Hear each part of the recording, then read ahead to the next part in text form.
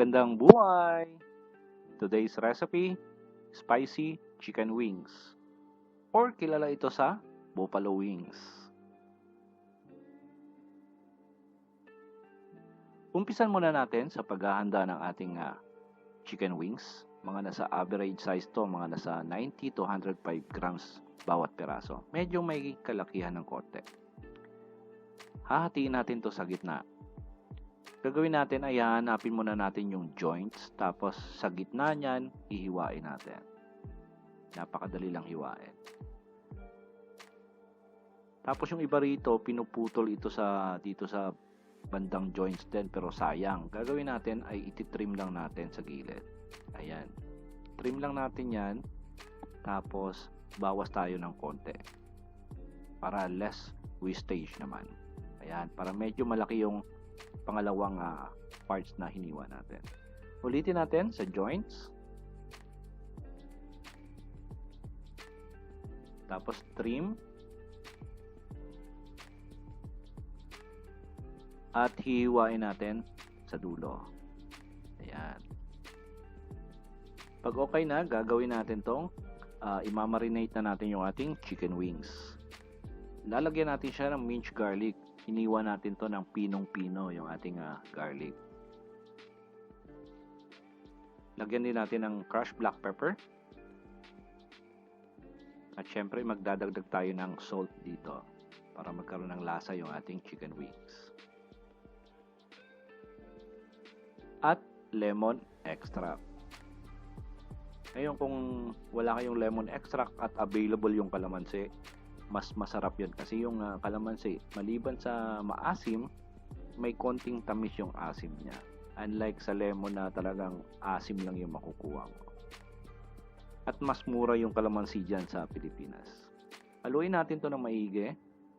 Make sure na marinate siya. Tapos papasok natin to sa chiller ng 1 oras. Kikip muna natin siya sa ref ng 1 oras para talagang pasok na pasok yung ating marination. So habang hinihintay natin yung ating chicken wings, gawa na tayo ng ating butter mix. Naglagay lang ako rito ng 30 grams na cornstarch dito sa ating mixing bowl, tapos maglalagay din ako ng 30 grams na harina or all-purpose flour. So 1:1 yung ratio natin. Nag-add din ako ng 1 itlog, black pepper, at saka konting salt. Ayan. Tapos half teaspoon na baking powder. Yan yung magpapa-crispy ng ating butter mix. Yan yung magpapa-crispy sa appearance at saka sa texture ng ating chili wings. Tapos lagay tayo ng tubig. Partially lang muna. Kalahati muna ilagay natin. Pag okay na, lagay na natin lahat yung ating water. Para mahalo natin ng maigi, gagamit tayo rito ng wire whisk. Make sure talaga na halong-halo, dissolve yung ating salt na nilagay, yung ating harina, yung ating cornstarch. Para talagang pinong-pino pag pinirito natin yung ating chicken wings mamaya.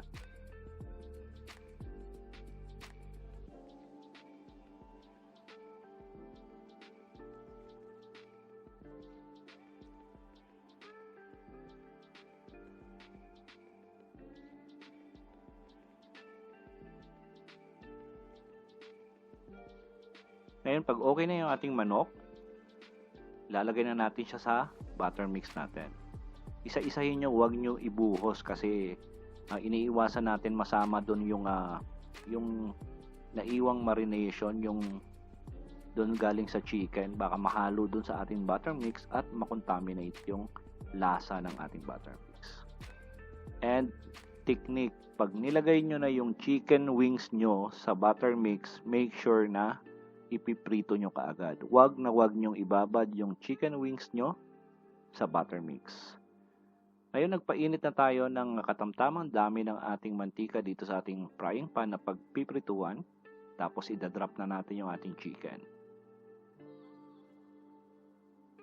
At saka tulad ng sinasabi ko lagi, huwag natin i-overload yung ating frying pan. Kung gaano lang karami yung mantika, yung capacity ng mantika at gaano kalaki yung ating frying pan, yun lang yung ipiprito natin para maiwasan natin na magdikit-dikit yung ating piniprito.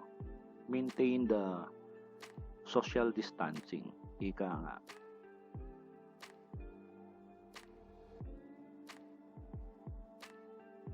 Tapos ipiprito natin to lang for about 7 to 8 minutes or hanggang sa maging crispy siya or maging golden brown.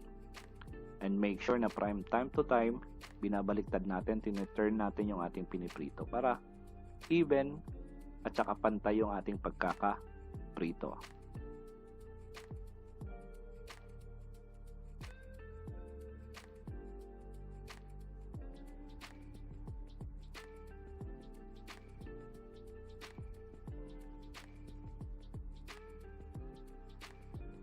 Ayan, check natin. At medyo golden brown na. At check natin kung crispy na yung ating chicken wings. Okay, talagang crispy na at saka golden brown na. So, itatabi natin to. Lagay natin siya sa strainer para yung excess oil naman ay matanggal doon sa ating manok. Ayan. Pwede na tayong gumawa ng ating sauce. Tunawin lang natin yung ating butter dito sa ating kawali. Make sure na mahina lang yung apoy kasi madali masunog yung butter nyo. Mahina lang yung apoy na enough lang na matunaw yung ating butter. Pag okay na yung butter, patayin muna natin yung ating apoy. Tapos lalagay natin yung ating tomato sauce. Make sure na nakapatay yung apoy para hindi masunog yung ating butter. Tapos lagay din tayo ng hot sauce. At maglalagay tayo ng ating oyster sauce. Yan yung mag-i-improve or mag-i-enhance ng appearance at kulay ng ating spicy chicken wing sauce. Naglagay tayo ng brown sugar at saka ng konting salt. Tapos lagay din tayo ng konting black pepper. At saka chili powder, half teaspoon. Ayun, kung gusto nyo ng super spicy, damihan nyo ng konti yung chili powder nyo. At kung ayaw nyo naman ng spicy, wag na kayo maglagay ng chili powder. Tapos naglagay tayo ng konting tubig. Tapos haluin muna natin partially. Tapos buksan natin yung apoy, mahinang-mahina. At i-dissolve natin yung ating sugar at saka yung salt na nilagay. Tapos magdadagdag tayo rito ng Worcestershire sauce. Ito talaga yung sikreto sa buffalo wing sauce. So, talagang importante yan. Haluin natin ng maigi. Make sure na ma-dissolve natin yung asukal na nilagay natin at saka yung salt. Mahinang apoy lang para hindi tayo masunugan.